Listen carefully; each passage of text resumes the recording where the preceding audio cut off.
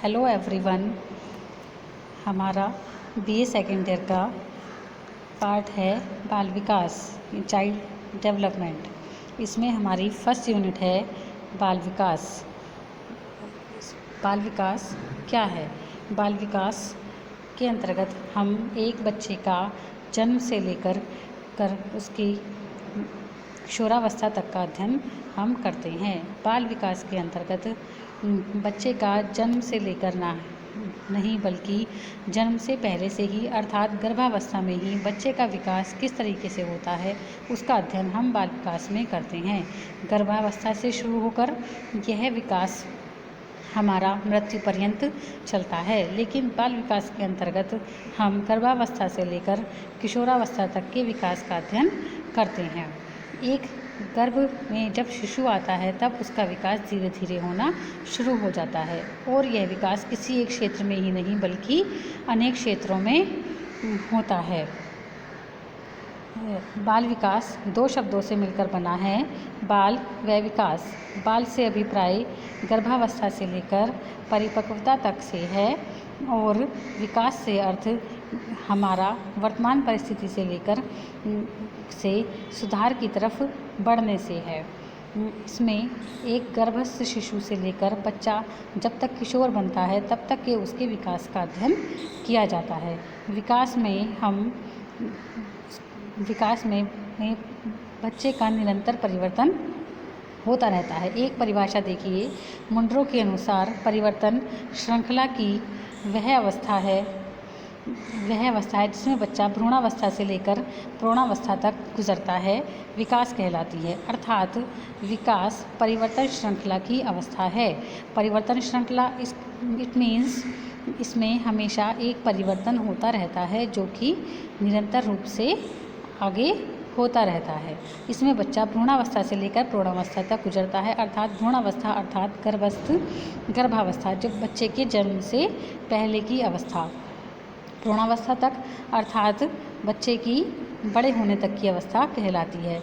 यानी कि इसका अर्थ है कि गर्भावस्था से लेकर प्रौढ़ावस्था तक बच्चे में जो भी परिवर्तन होता है वह परिवर्तन हमारा विकास कहलाता है। एक डेफिनेशन जेम्स ट्रेवर ने दी है, विकास प्राणी में प्रगतिशील परिवर्तन है जो किसी निश्चित लक्ष्य की ओर लगातार निर्देशित होते हैं।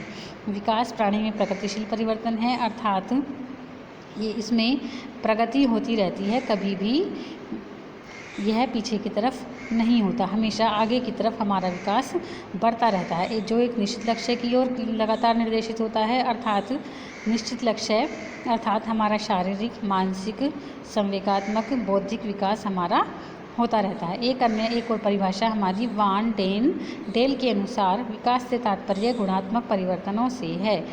अर्थात गुणात्मक परिवर्तन हमारे दो प्रकार के होते हैं, गुणात्मक परिवर्तन और मात्रात्मक परिवर्तन। मात्रात्मक परिवर्तन वो होते हैं जिन्हें हम मेज़र कर सकते हैं, जिन्हें हम माप सकते हैं, जैसे कि वज़न, लंबाई आदि। गुणात्मक परिवर्तन वो जो हमारे गुणों के अंतर्गत परिवर्तन होते हैं और विकास हमारा गुणात्मक परिवर्तनों से है।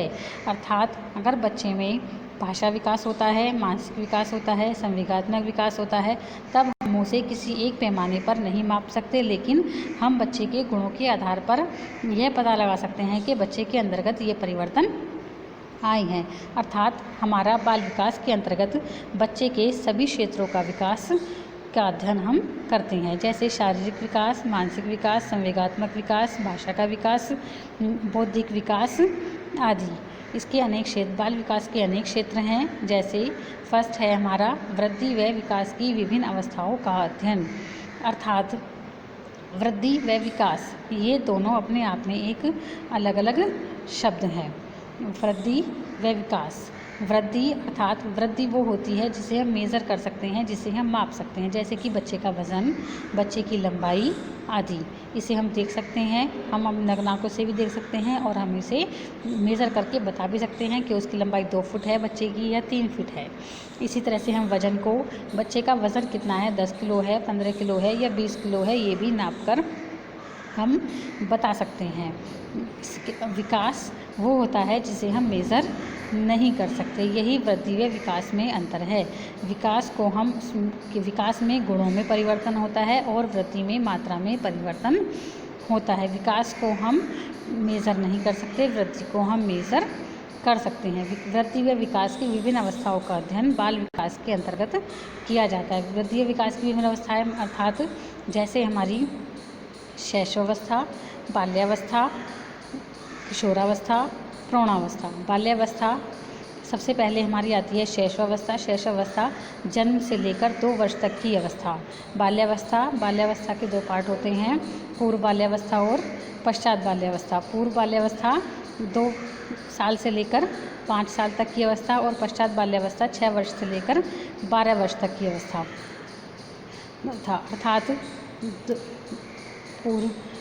इसके बाद हमारी 12 वर्ष से लेकर 18 वर्ष तक की अवस्था किशोरावस्था। शैशवावस्था में शैशवावस्था की अवस्थाओं का अध्ययन किया जाता है कि इन प्रत्येक अवस्था में हमारी में क्या क्या परिवर्तन होते हैं, अर्थात हमारी लंबाई कितनी बढ़ी है, हमारा वज़न कितना बढ़ा, यह तो हुई हमारी वृद्धि। इसके साथ ही साथ हमारा मानसिक विकास कितना हुआ, उसका अध्ययन भी बाल विकास के अंतर्गत हम करते हैं।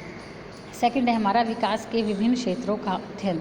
विकास के विभिन्न क्षेत्र अर्थात शारीरिक विकास, मानसिक विकास, संवेगात्मक विकास, भाषा का विकास आदि का अध्ययन हम बाल विकास के अंतर्गत करते हैं। शारीरिक विकास में शारीरिक संबंधी परिवर्तन, मानसिक विकास में हमारे मस्तिष्क में परिवर्तन कितना हुआ, भाषाई विकास में हमारी भाषा में परिवर्तन यानी कि बच्चे ने कितना बोलना सीखा, उन सब का अध्ययन इसके अंतर्गत बाल विकास के अंतर्गत किया जाता है। शारीरिक, मानसिक, भाषाएं, संवेगात्मक, बौद्धिक आदि अनेक क्षेत्रों का अध्ययन बाल विकास के अंतर्गत हम करते हैं। थर्ड पॉइंट है हमारा विकास पर वातावरण के प्रभाव का अध्ययन।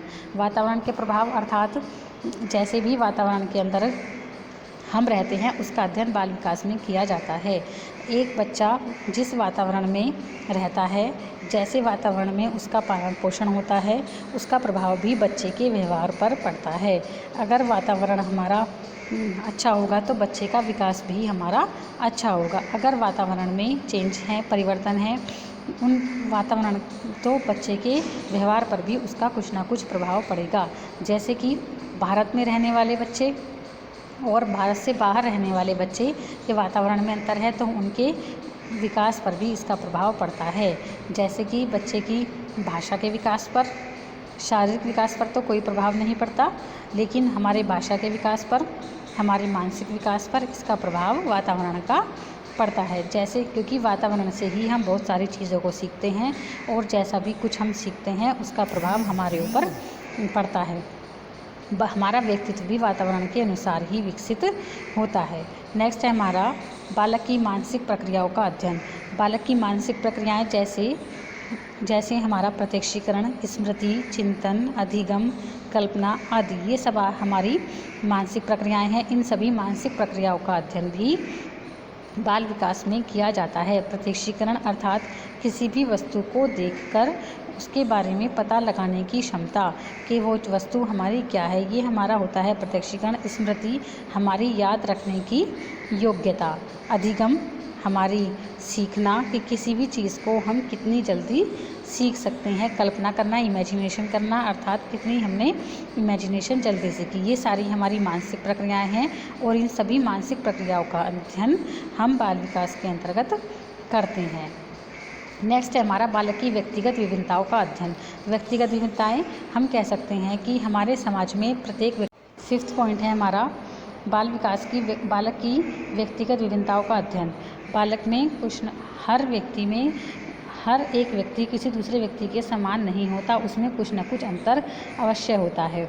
ये है व्यक्तिगत विभिन्नता। हमारी वंश परंपरा, हमारी पारिवारिक पृष्ठभूमि, हमारी फाइनेंशियल कंडीशंस, हमारा लिंग कि हम लड़के हैं या लड़की हैं, हमारा राष्ट्र हम भारत के नागरिक हैं या भारत से बाहर के नागरिक हैं, हमारी मानसिक आयु, हमारी रुचि, बुद्धि, उन सभी का प्रभाव हम व्यक्तिगत विभिन्नताओं पर पड़ता है। ये सभी व्यक्ति में अलग अलग होती हैं और उसके अनुसार ही हमारे व्यक्तित्व का निर्माण होता है। नेक्स्ट है हमारा असामान्य बालकों का अध्ययन। असामान्य बालक यानी कि जो बालक सामान्य बालक नहीं हैं, जो बालक शारीरिक या मानसिक रूप से एक से असामान्य हैं, यह सामान्य बालकों की तरह नहीं है। उन सभी का अध्ययन भी बाल विकास के अंतर्गत किया जाता है। कुछ बच्चे मानसिक रूप से दुर्बल होते हैं और कुछ में कुछ शारीरिक रूप से भी कमी पाई जाती है। इन सभी का अध्ययन भी बाल विकास के अंदर हम करते हैं। कुछ बच्चे जिनमें बुद्धि की कमी होती है, वो कई बार बच्चे अपराधी बालक भी बन जाते हैं। इन अपराधी बालकों का अध्ययन भी बाल विकास के अंतर्गत करते हैं।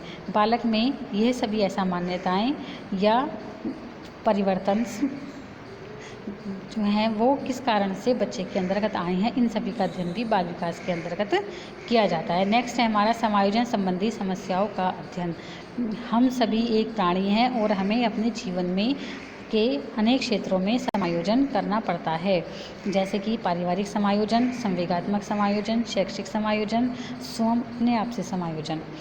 हमें दूसरों के साथ तो समायोजन करना ही होता है, अपने साथ भी समायोजन हमें करना होता है। परिवार के साथ समायोजन अर्थात परिवार में हम किस तरीके से रहते हैं, परिवार में हम किस तरह से रह रहे हैं और हमारे परिवार के सदस्यों के साथ हमारा सामंजस्य कैसा है, ये सब भी हमें समायोजन करना पड़ता है। संवेगात्मक समायोजन अर्थात अपने इमोशंस के साथ समायोजन, अर्थात जो हमारी मानसिक शक्तियाँ हैं, हमारी रुचियाँ हैं, हमारी क्षमताएं हैं, उन सब के साथ भी हमें समायोजन करना पड़ता है। हमें कभी कभी अपनी इच्छाओं को हम हर वातावरण में अपनी इच्छाओं की पूर्ति नहीं कर सकते, कभी कभी हमें अपनी इच्छाओं को दबाना भी होता है, वातावरण के अनुसार उन्हें प्रकट करना होता है, तो हमें अपना समायोजन करना होता है। हमें अपने साथ समायोजन, कई बार ऐसा होता है कि हमारा करने का मन कुछ होता है लेकिन हम उस कार्य को नहीं कर सकते, तो ऐसी परिस्थिति में भी हमें अपने साथ समायोजन करना होता है। परिस्थिति के अनुसार हम अपने आप में परिवर्तन लाते हैं।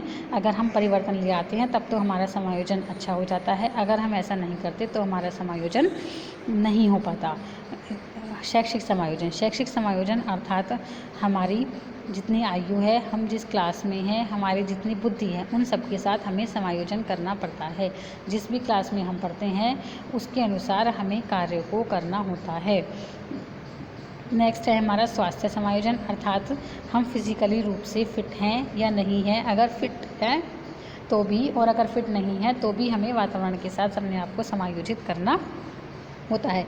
नेक्स्ट है हमारा विकास के नियमों का अध्ययन।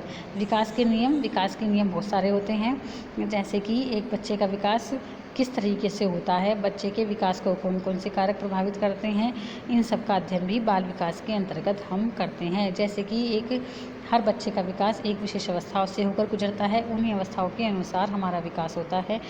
अगर अवस्थाओं के अनुसार विकास नहीं होगा तो वो विकास हमारा अवरुद्ध हो जाएगा। इसका अर्थ है कि हमारे बाल विकास के अनेक क्षेत्र हैं, इन सभी क्षेत्रों का अध्ययन हम बाल विकास के अंतर्गत करते हैं। इस प्रकार हम ये कह सकते हैं कि बाल विकास के अंतर्गत बच्चे के व्यक्तित्व के विकास का अध्ययन किया जाता है। इसमें हमारे बालक के व्यक्तित्व के विकास के सभी पक्ष, साथ ही साथ सारी हमारी अवस्थाएं, बालक की अवस्थाएं, शैशवावस्था, बाल्यावस्था, किशोरावस्था, प्रौढ़ावस्था, उन सभी का अध्ययन करते हैं और साथ ही साथ विभिन्न क्षेत्रों का शारीरिक, मानसिक, संवेगात्मक आदि का अध्ययन भी हम बाल विकास के अंतर्गत करते हैं।